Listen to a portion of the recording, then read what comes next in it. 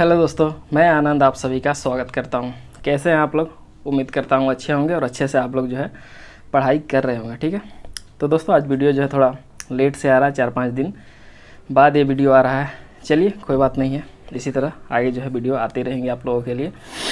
तो दोस्तों आज मैं जो बात करूँगा वो खास करके नए लोगों के लिए। ठीक है, या फिर जो नए लोग हैं या फिर जिनके पास टाइम कम है, क्या है, या फिर नए लोग हैं जिनको कि समझ में नहीं आ रहा है क्या पढ़ना है क्या नहीं पढ़ना है और छोटे में कैसे निपटा जाए, उनके लिए है।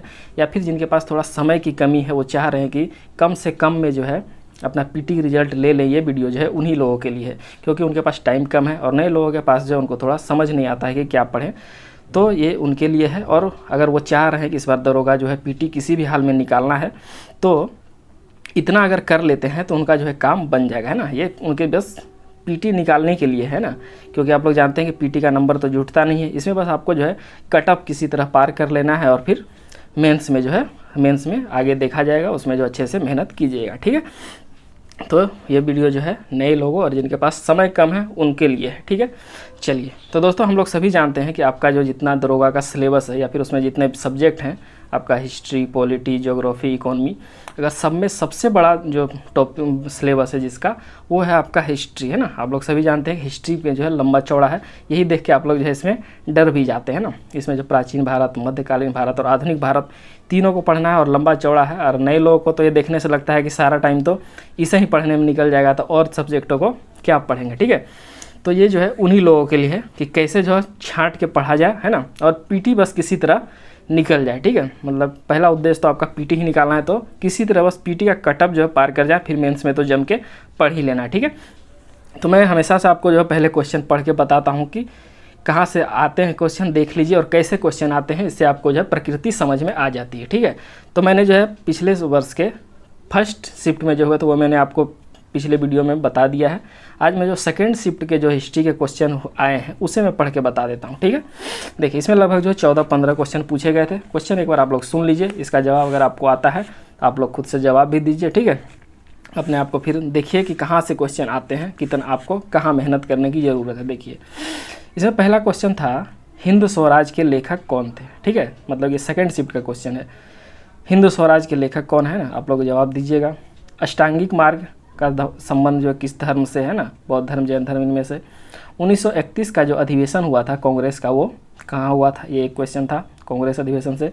1905 में भारत का वाइसराय कौन था ना, 1905 में बंगाल विभाजन हुआ था, उस समय भारत का वाइसराय कौन था, ये एक क्वेश्चन था। इसके बाद एक करजन के योगदान से संबंधित क्वेश्चन था। इसके बाद एक क्वेश्चन था कि 1857 का नेतृत्व जो है, 1857 की क्रांति का नेतृत्व बिहार में किसने किया, ये एक क्वेश्चन था।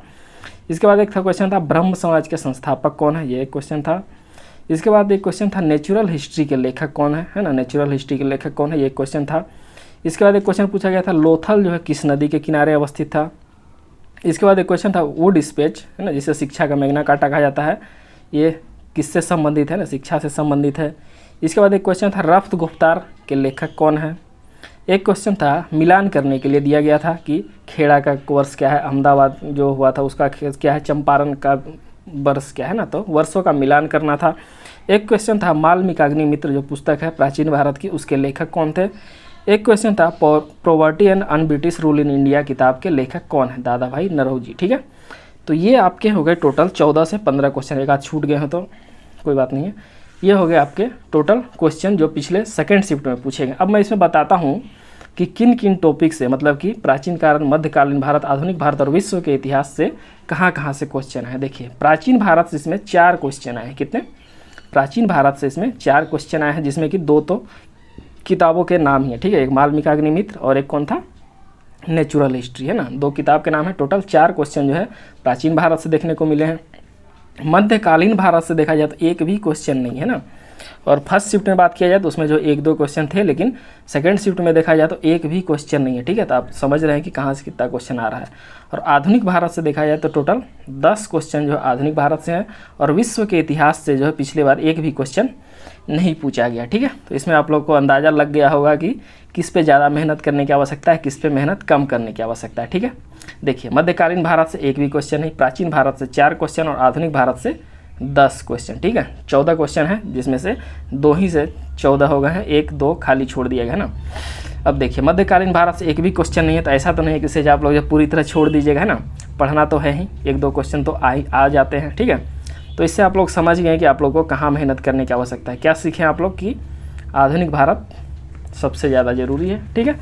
अब देखिए अब आप लोग के लिए भी बता रहा हूँ कि कहाँ जो है प्राचीन भारत और मध्यकालीन भारत में कहाँ कहाँ आप लोग को पढ़ना है। आप लोग जान रहे हैं कि इससे जो क्वेश्चन तो कम आ रहा है, लेकिन ऐसा तो नहीं है कि छोड़ दीजिएगा, है ना। देखिए प्राचीन भारत में आप लोग को पढ़ना क्या क्या है। किताब कौन सा है, आप लोग जो है लूसेंट या क्राउन कोई भी फॉलो कर सकते हैं, ठीक है। देखिए प्राचीन भारत में आप लोग को पढ़ना क्या क्या है, ये 6 टॉपिक मैंने लिखा है, इतना को कवर कर लीजिएगा, ठीक है।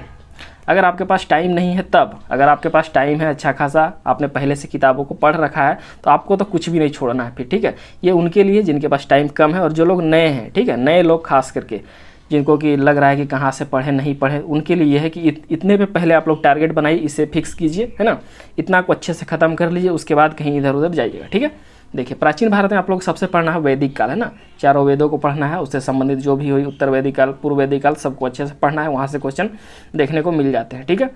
इसके बाद सिंधु घाटी सभ्यता, हड़प्पा सभ्यता, इसे तो पढ़ना ही है ना, किस नदी के किनारे है, खोजकर्ता कौन है, ठीक है, ईस्वी क्या है, इन सब चीज़, और कहाँ से क्या मिला है, ये भी बहुत ज़रूरी है, तो इसे तो हम लोग को देखना ही देखना है। इसके बाद एक बौद्ध धर्म और जैन धर्म, है ना, बौद्ध धर्म जैन धर्म तो प्राचीन भारत में VVI है ना, हॉट टॉपिक ये दोनों है, इससे क्वेश्चन हमेशा देखने को मिलते हैं।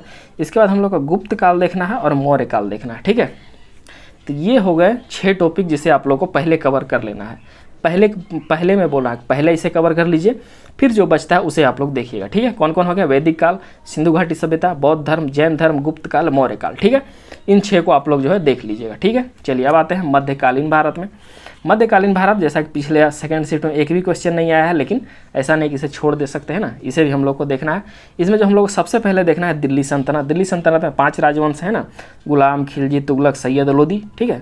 तो इसमें हम लोग जो सैयद और लोदी वंश को छोड़ भी सकते हैं ना, गुलाम, खिलजी, तुगलक को अच्छे से पढ़िएगा, सैयद और लोदी वंश को अगर छोड़ भी देते हैं तो कोई बात नहीं, वहाँ से क्वेश्चन न के बराबर ही बनते हैं, ठीक है। तो दिल्ली सल्तनत में हम लोग को 3 पढ़ना है, गुलाम वंश, खिलजी वंश, तुगलक वंश, सैयद, लोदी छोड़ भी सकते हैं, कोई बात नहीं, ठीक है। इससे संबंधित एक दिल्ली सल्तनत का एक वीडियो मेरे में दिया हुआ, उसे देख लीजिएगा, उसमें जो है सारा फैक्ट्स ही बस बताया गया है ना, जहाँ से क्वेश्चन आते हैं वही बस बताया गया है, देख लीजिएगा आप लोग, ठीक है। इसके बाद हम लोग को इसमें धर्म सुधार आंदोलन इसमें से देख लेना है, ठीक है, यहाँ से क्वेश्चन जो है बन जाते हैं। इसके बाद जो सबसे ज़्यादा जरूरी यहाँ पे मुगल काल, मुगल काल में आप लोग को सब अच्छे से देखना है, खास करके अकबर को देखना है, इसमें जो युद्ध हुए हैं खास करके वहाँ से क्वेश्चन तो अक्सर बन ही जाते हैं, ठीक है। तो मुगल काल को हम लोग को सारे इसके जो राजा रहे इससे हम लोग को अच्छी तरह से देख लेना है, युद्ध को देख लेना है, ठीक है। चलिए तो आधुनिक मध्यकालीन भारत में इतने आपके टॉपिक हो गए। इसके अलावा देखिए आप लोग को क्या क्या पढ़ना है। एक तो दिल्ली सल्तनत तो हम लोग को पढ़ना है, धर्म सुधार आंदोलन, उसके बाद मुगल काल देख लेना है ना। यही तो इसमें मध्यकालीन भारत में क्या 2 ही मेन टॉपिक, एक है दिल्ली सल्तनत और एक है मुगल काल, है ना, इसे हम लोग को देख लेना है। इसके बाद जो हम लोग को एक देखना है, देखिए इसमें हम लोग को कुछ किताबें और लेखक को देखना है, ठीक है। जैसे मध्यकालीन भारत में बहुत सारे जो लेखक आए, उन्होंने अलग अलग किताबें लिखी है ना, रेहला लिखा, जैसे इब्न बतूता ने, और सब भी किताबें हैं, ये सब हम लोग को देखना है, ठीक है। इसके बाद इसमें कुछ प्रशासनिक इकाई बनी है ना, मध्यकालीन भारत में कुछ प्रशासनिक इकाई जैसे कि दीवाने अर्ज, दीवाने वकूफ़, है ना, दीवाने बंदगान, दीवाने वजारत, ये सब जो बने हैं संस्थान, इसे हम लोग को देखना है ना। यहाँ से क्वेश्चन जो बन जाते हैं, ठीक है। और मध्यकालीन भारत में अगर देखा जाए तो मराठा साम्राज्य को हम लोग को देखना है, ठीक है। क्या मराठा साम्राज्य को देखना है, शिवाजी संस्थापक, और इसमें जो क्या क्या हुए हैं उसे हम लोग को देखना है, ठीक है। तो मध्यकालीन भारत में हम लोगों ने क्या क्या देखा, दिल्ली सल्तनत, धर्म सुधार आंदोलन, उसके बाद मुगल साम्राज्य को देखना है अच्छे तरीके से, उसके बाद किताबों को देखना है, लेखक देखना है, प्रशासनिक इकाई देखना है, इसके बाद जो है विभिन्न प्रशासनिक इकाई है इसे देखना है, और मराठा साम्राज्य को इसमें हम लोग को देखना है, ठीक है। तो ये हो गया आपके मध्यकालीन भारत, इसे हम लोग को निपट लेना है। इससे ज़्यादा मध्यकालीन भारत में आप लोग को नहीं पढ़ना है, ठीक है। चलिए अब जो आते हैं हम लोग सबसे ज़्यादा ज़रूरी है पूरे इतिहास में, वो क्या है, आधुनिक भारत का इतिहास, है ना। हम लोग सभी जानते हैं कि आधुनिक भारत के इतिहास से पिछले बार भी 10 क्वेश्चन आए, और फर्स्ट शिफ्ट में भी लगभग इतने ही 10-12 के आसपास क्वेश्चन पूछे गए थे, ठीक है। तो आधुनिक भारत में हम लोग को जब सबसे ज़्यादा मेहनत करना हो तो यहाँ पे हम लोग को 2 किताब को फॉलो करना है, ठीक है। एक लूसेंट को देख लीजिएगा आप लोग, और एक क्राउन रख लीजिएगा, या फिर आपको कोई और किताब पसंद हो तो वो रख सकते हैं, ठीक है। एक लूसेंट रखिएगा, इसके अलावा एक और जो किताब रखना हो, मैं तो बोलूँगा क्राउन रख लीजिएगा, ज़्यादा इधर उधर नहीं करना है, ठीक है। लूसेंट क्राउन को अच्छे तरीके से पढ़िएगा, ठीक है। तो किताबें मैंने पहले बता दी, इसमें आप लोग को 2 किताब को फॉलो करना है, एक लूसेंट को, दूसरा क्राउन को, ठीक है। चलिए इसमें अब हम लोग को देखिए पढ़ना क्या क्या है। लूसेंट में तो आपको जो उसमें टॉपिक बांट के नहीं दिया गया है ना, लूसेंट में आप लोगों को क्रम से लाइन वाइज देते चला गया है, तो वो हम लोग को देख लेना है अच्छे तरीके से, है ना। लेकिन जब क्राउन खोलिएगा तो उसमें जो है स्वतंत्रता आंदोलन को 3 भाग में बांट के दिया गया है ना, प्रथम चरण, द्वितीय चरण, तृतीय चरण, ठीक है। तो वहाँ से हम लोग को सारी चीज़ों को उसमें देख लेना है, ठीक है। तो ये तो हो गया आपको जो है इतनी चीज़ें। तो मैंने पहले ही बताया कि आधुनिक भारत में आपको जो कुछ भी छोड़ना नहीं होगा, ठीक है, क्योंकि 10-12 क्वेश्चन का सवाल है तो 2 किताब पे मेहनत तो करना ही पड़ेगा, और कुछ छोड़ के इसमें नहीं छोड़ सकते, कुछ छोड़ के नहीं जा सकते हैं, क्योंकि पहले ही हम लोगों ने प्राचीन भारत और मध्यकाल में बहुत चीज़ें छोड़ दिया है ना। तो आधुनिक भारत में आपको समय अच्छी तरीके से देना होगा, ठीक है। अब देखिए, इतने पढ़ लेने के बाद आप लोग का जो मेन टारगेट होना चाहिए वो देखिए कहाँ होना चाहिए। एक तो पुस्तक, है ना, आधुनिक भारत में जितने पुस्तक लिखे गए हैं, आधुनिक भारत हो या मध्यकालीन भारत हो या फिर प्राचीन भारत हो, ठीक है, पुस्तक हम लोगों को देखना ही देखना है। इससे पहले हम लोगों ने देखा था यहाँ पे कितने किताब, लगभग 4 किताब जो है यहाँ से पूछ लिए गए, है ना।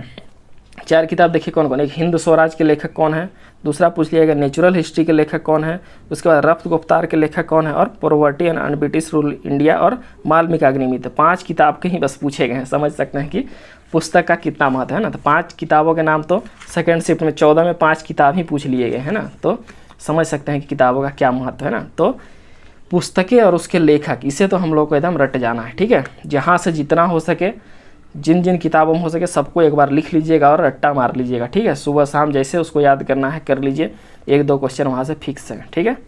अब हम लोग को इसमें जो है प्रमुख संस्थानों को याद करना होता है, जैसे आर्य समाज, वेद समाज, है ना, देव समाज, या फिर और सब जो संस्थानें बनी वो हम लोगों को देखना है, ठीक है। इसके बाद कुछ क्रांतिकारी संगठन भी बने, है ना, कुछ क्रांतिकारी संगठन भी बने, जैसे Hindustan Republican association, Hindustan socialist Republican association, उसके बाद जो बना है मित्र मेला, ये सब जो संगठन बने हैं इन सब चीज़ों को देखना है। क्रांतिकारी संगठन को देखना है ना, कौन कौन, एक किताब को देखना है, एक धार्मिक संगठन आर्य समाज, वेद समाज, देव समाज, ये सब जो बने इसे देखना है।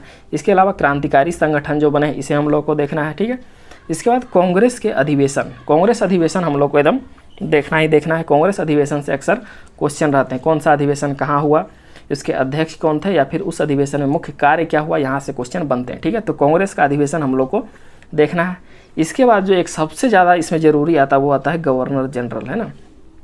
गवर्नर जनरल से जो अक्सर क्वेश्चन बनते हैं, गवर्नर जनरल से मैंने यहाँ पे भी बताया है ना, पूछा था 1905 में गवर्नर कौन थे। इसके अलावा और भी एक आध क्वेश्चन इससे जो गवर्नर जनरल से पूछे गए, ठीक है।